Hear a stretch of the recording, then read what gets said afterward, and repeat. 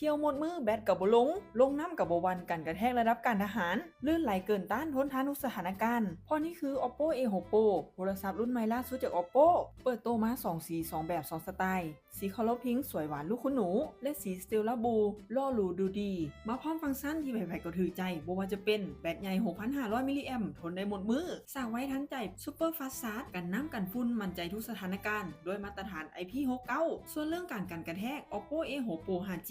ใช้วัสดุกันกระแทกระดับทหารป้องกันการตกกระแทกทั้งภายในและภายนอกบ่ได้ทนทานเพียงแต่กันกระแทกได้การใช้งานยังสมูทเลื่อนไหลยืน1-60 เดือนลิ้นเกมนี่บ่มีฮ้อนเบิ่งซีรีส์ได้ทั้งคืนทั้งหมดที่กล่าวมาสามารถจองได้ในราคา